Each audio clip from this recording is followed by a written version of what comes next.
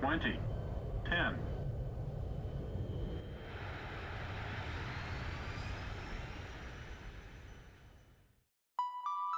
Hey, welcome to Sim Aviator, and today we're going to be unboxing the Honeycomb Bravo Throttle Quadrant. While we open the box, make sure to hit that like button, and if you are new to the channel, consider subscribing as I do flight simulator streams every single week. With that being said, here's the Honeycomb Bravo Throttle Quadrant inside its outside packing. Alright, let's take that out. It's a pretty good box with almost the same size as the Honeycomb Alpha yoke. That's the front of the box, some information there, and then in the back of the box we have all the different configurations you could put your throttles in with the different levers out there. And then we also have the mount that's shown right there.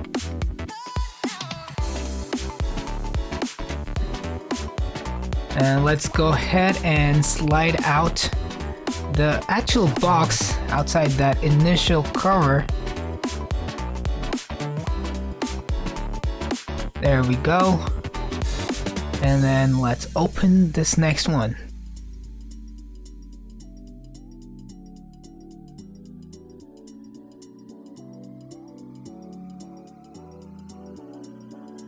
And the first thing that we can see from the box is the two small boxes on the side, the general aviation and the commercial handle boxes.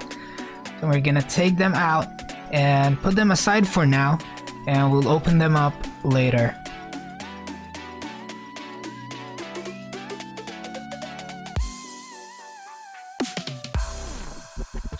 And then comes the foam protection there. It's a pretty nicely shaped foam to accommodate the throttle and the boxes there.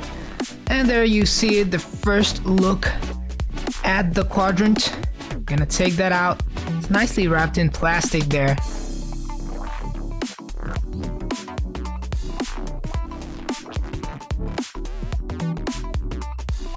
Let's go ahead and remove it from the plastic covering. There you can see the beautiful shiny new throttle quadrant.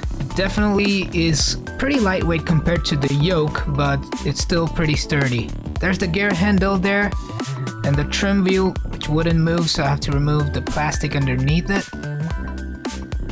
That is all good. And let's review the trim wheel here. Feels pretty solid. Some people said it's pretty loose, maybe it's with their real world experience, but honestly, for flight simming, that does feel pretty nice.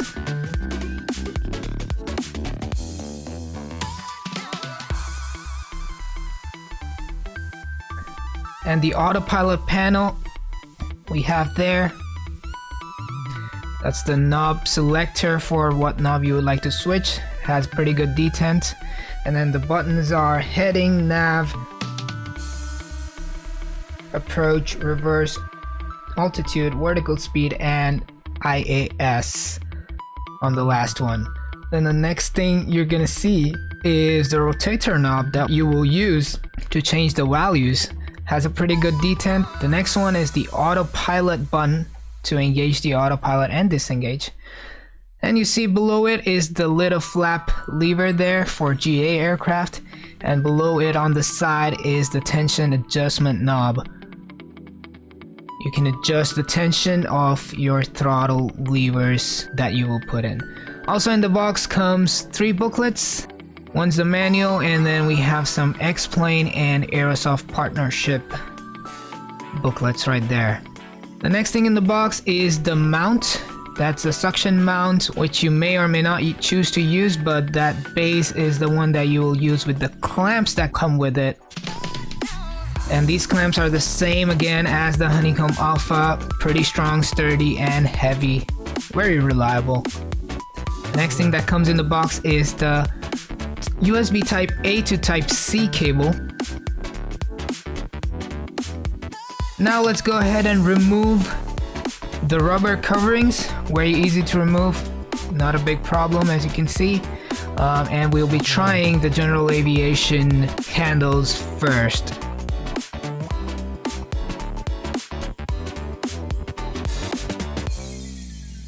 There we go. We have the 6 handles in there, 2 for throttle, 2 for mixture, and 2 for prop control.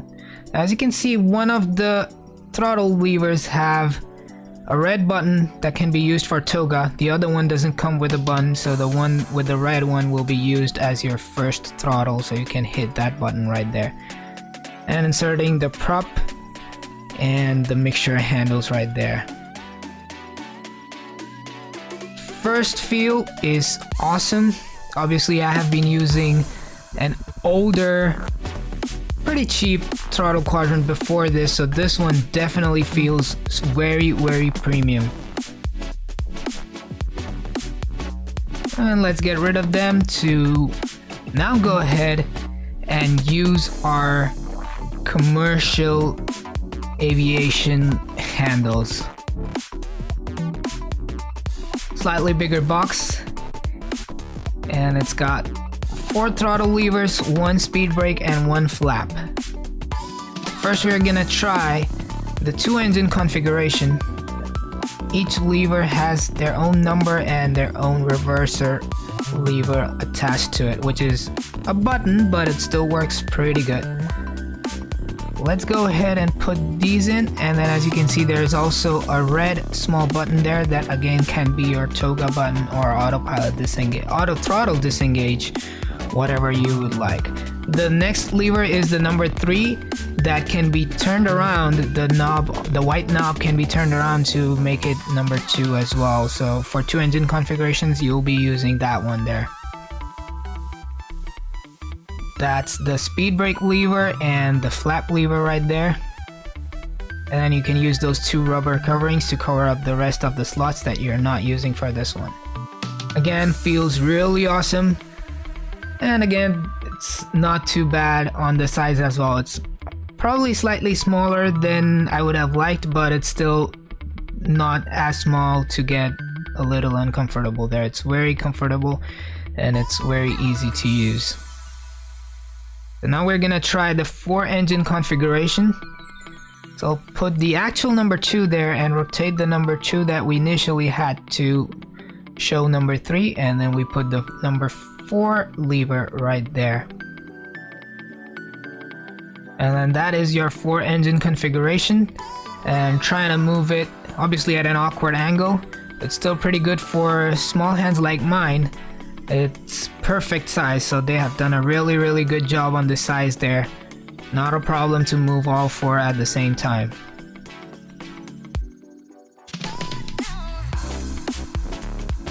The reversers, all 4 easy to bring up with all your fingers. Obviously I missed one there, and that's all good.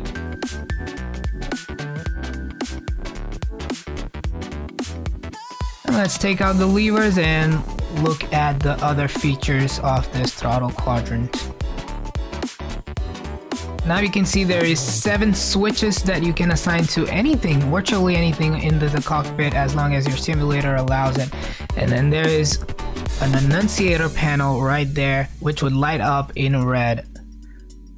But that's pretty much it for the unboxing of the Honeycomb Bravo Throttle Quadrant. If you enjoyed the video, make sure you hit the like button. And if you're new to the channel, again, I would really appreciate if you hit the subscribe button. That is gonna be it.